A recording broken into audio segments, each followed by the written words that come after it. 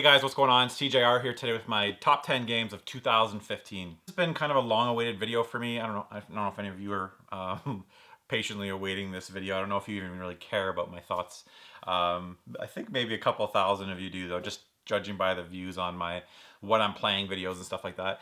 I just like making videos. I like making those what I'm playing videos just so I can kind of talk to you guys about what I'm playing, give you my thoughts on what games I'm currently playing. So if you watched that video, I mentioned that I was kind of going back and playing a lot of the games from earlier this year just because I wanted to be better educated for this video. I didn't want to have bias towards games that came out more recently, so I went back and played a couple of the games I thought might be in the top 10 just to kind of refresh my feelings about them. So this is a top 10. This is my top 10 favorite games of the year. These are not the top 10 best, so don't be offended if I don't think your game was on the on my personal top 10. I'm not a professional reviewer. These are just my thoughts. A lot of these games I haven't finished. A lot of these games I haven't put more than 10 hours into. So it's possible that when I finish one of these games, it might bump up my list. But I had to make this list at some point. So I wanted to get this video out before we were deep into 2016. So without further ado, let's get to this top 10. So my 10th favorite game of 2015 is Batman Arkham Knight. I played the first two Batmans. I missed Arkham Origins. I was kind of feeling pretty fatigued after the second one, and I wasn't exactly that looking forward to Arkham Knight. I picked it up a little bit reluctantly. I got a good deal on it from what I remember, and I was pleasantly surprised. I knew it got really good reviews, so that kind of influenced my decision on actually picking up and playing it. I had heard things, frustrating things about the Batmobile. I just thought it was cool that you could actually drive around in the Batmobile. I didn't mind the Batmobile sections. I never really got that stuck. Maybe had to repeat things maybe 5-6 times. Never any major issues. I thought technically it was a gorgeous game. Ran pretty well. I really liked the mechanics, some of the newer mechanics they introduced. I thought the I don't want to spoil this, but the what happened with the Joker, I thought that was a really kind of interesting storyline that I really wasn't expecting and I hadn't heard about. So it was a big surprise to me. So yeah, Batman Arkham Knight, in my opinion, is the best Batman yet. And it'll be interesting to see where they go from here, just because these Batman games are all very similar. This one did some nice things introducing the Batmobile that kind of freshened the gameplay a bit. The combat's still fantastic, but I don't know how many more of these you can do before you get kind of sick of it. It's got like kind of the Assassin's Creed thing. It feels like one's coming every year, and there's not a whole lot more you can do with these games, and people just kind of the franchise, you get franchise fatigue is what happens, and people stop buying them. So it'll be interesting to see where they go from here. But yeah, number 10 for 2015 on my personal favorites was Batman Arkham Knight. Oh, and I forgot to mention I don't have it anymore because I played it, and when I was done with it, I sold it off. So that's why I don't actually have it. I will pick it up down the road again when I can find it for 20 bucks or less. My 9th favorite game of 2015, NBA 2K16. I don't know how many top 10 lists this made because there was a lot of good games this year. In my opinion, this is the best sports game of the year. It would probably, there were some really good sports games this year. FIFA's always fantastic. Madden is okay, I guess. I'm not really into Madden anymore. NHL is always strong. Closest competitor to this, in my opinion, would be MLB The Show, which is always a fantastic game.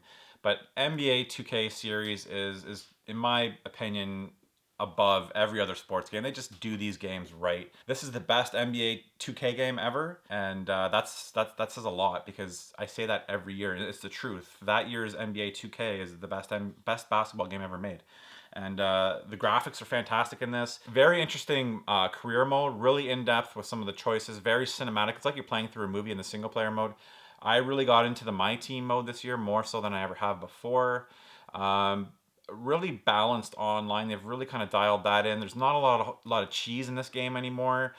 Moves that you can spam. I play this to death. This is kind of my go-to game if I just kind of want to come down here and relax and play something. I throw this on, and I probably put more hours into this game than I did any game this year, to be honest. So NBA 2K16 is number 9 on my list of top 10 games in 2015. So number 8 is Halo 5. Once again, I don't have my copy anymore because I flipped it after I finished the game.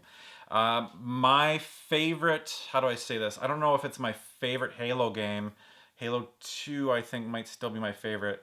But it's my favorite I had the most fun playing through this single player, more so than any other Halo game. I thought the controls, the mechanics, the graphics were the best they've ever been. It was really fun controlling both Locke and Master Chief.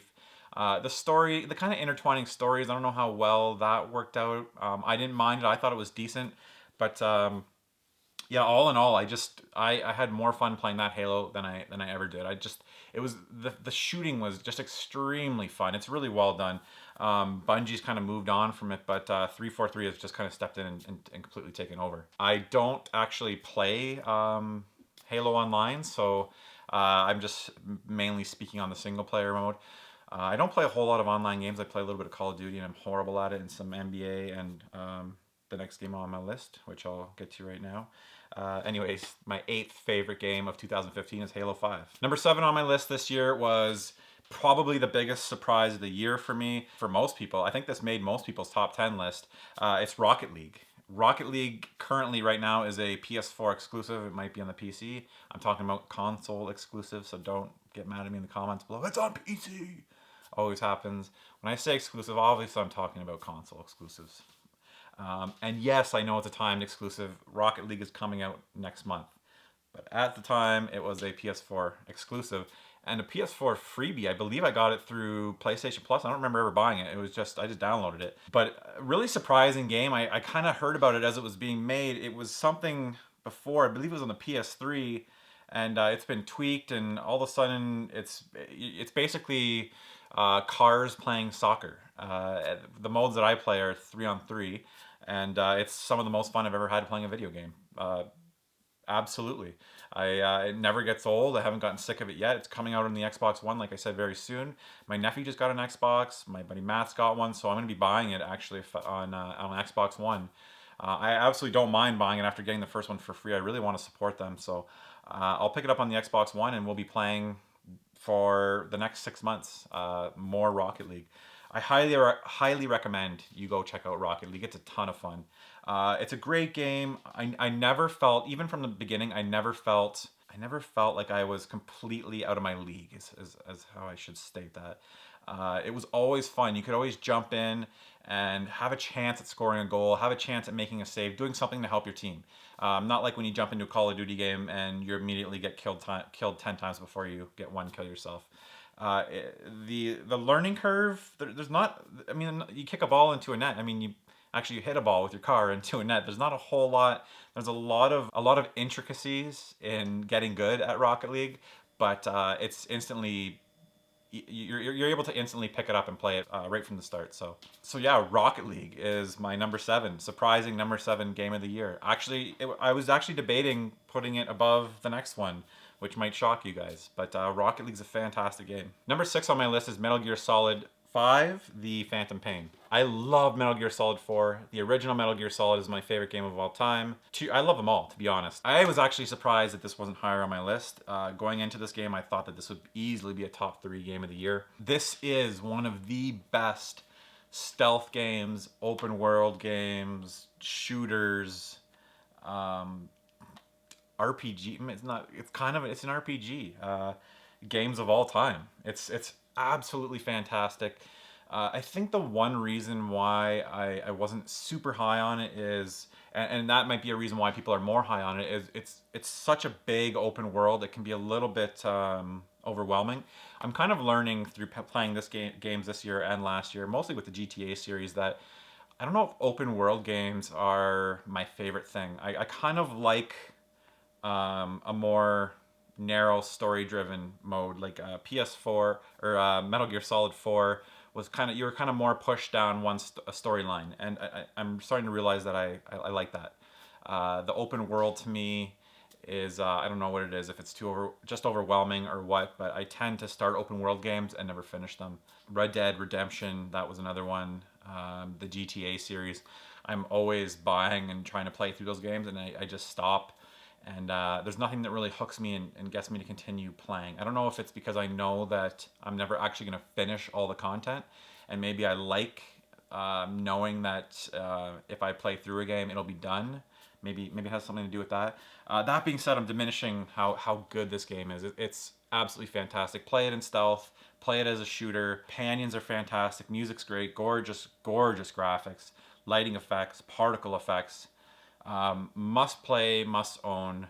Really fantastic game. I don't want to diminish how much I like this game. Number 5 is Mario Maker, a really amazing title released by Nintendo. Nintendo had a couple new IPs released this year that were really kind of groundbreaking titles for them.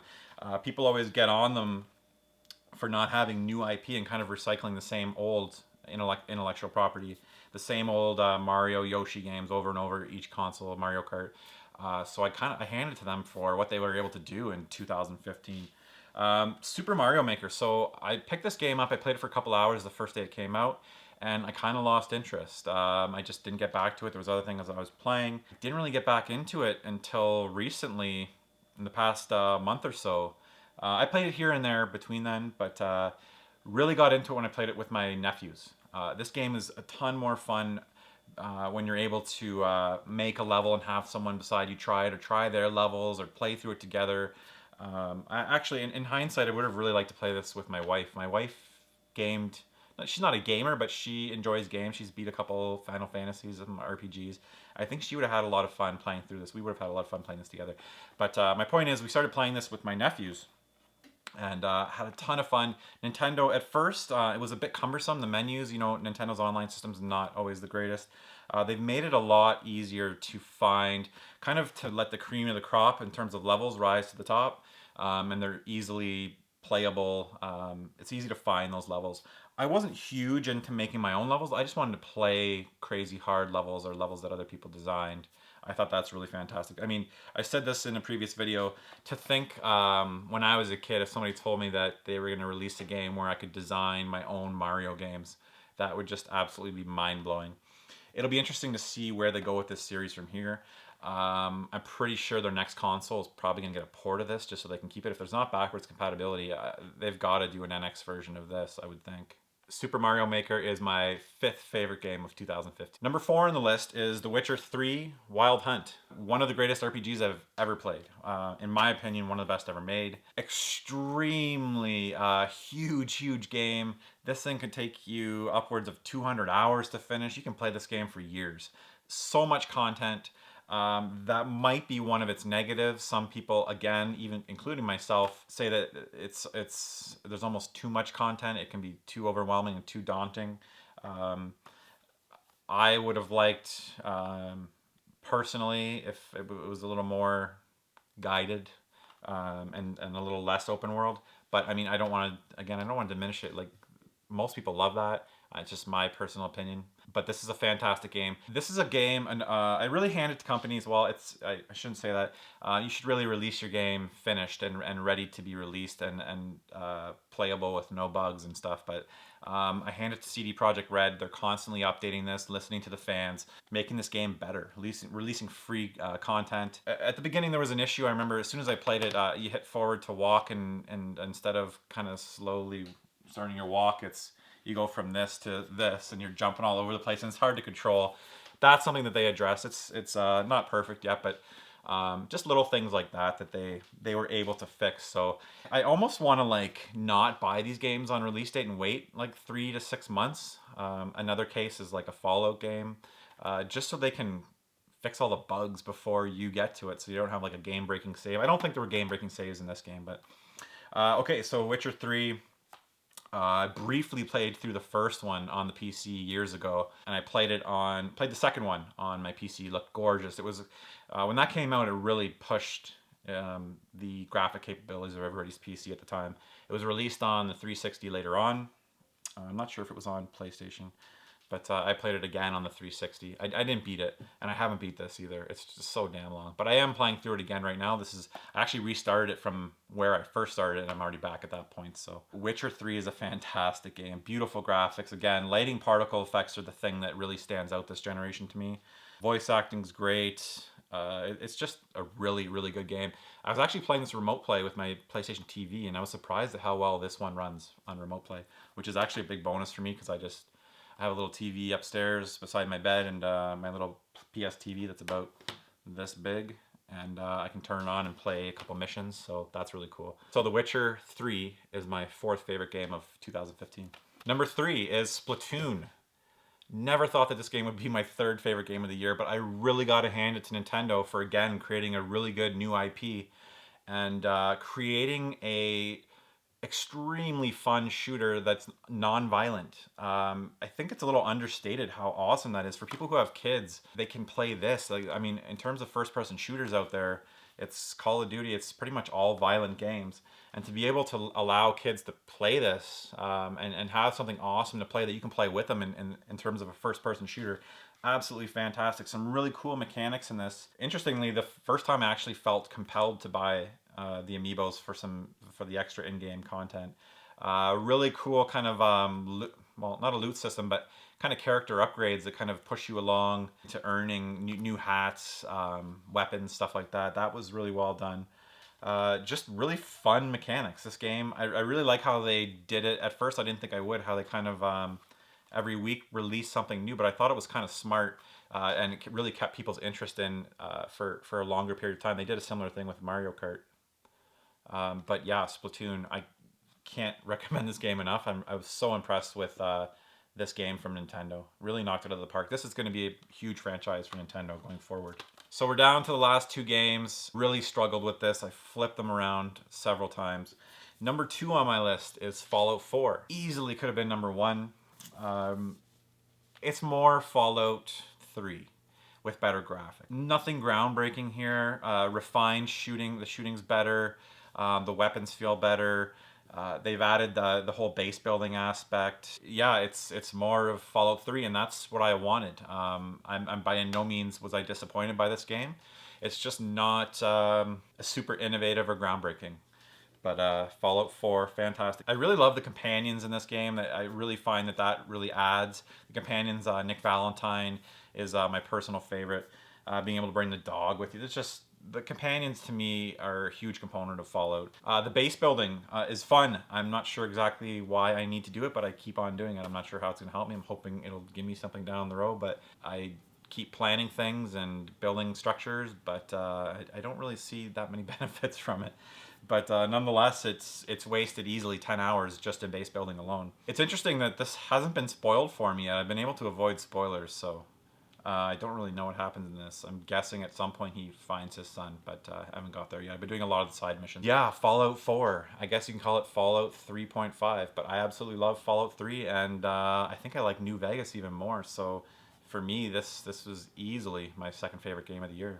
Another surprise on this list, like I said, it was tough between this game and Fallout. My number 1 game of 2015, my favorite game of 2015 is Rise of the Tomb Raider. I found myself looking for reasons to not make this number 1, and I finally just accepted the fact that this is the most fun I had playing a video game all year.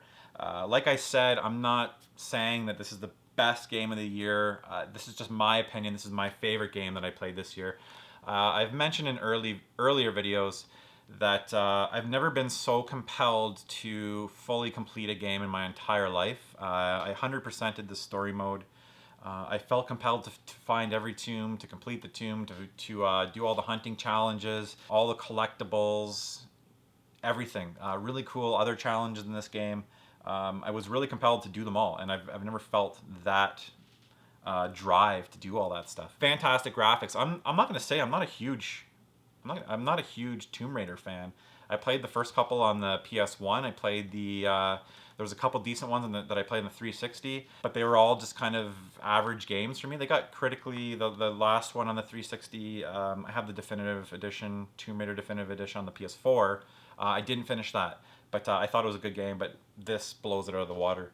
Absolutely fantastic. Timed exclusive, gotta watch what I say. It's coming out on the PC here. I'm sure somebody will let me know if I don't mention that, and it's coming out on the PS4, I believe, next year. I do think that this, I don't know if, I'm not going to say it did sell systems, but this game is good enough to sell systems for the Xbox One while it's a timed exclusive. It's that good of a game. I highly recommend you go pick this up. Normally I say wait till it drops, but don't.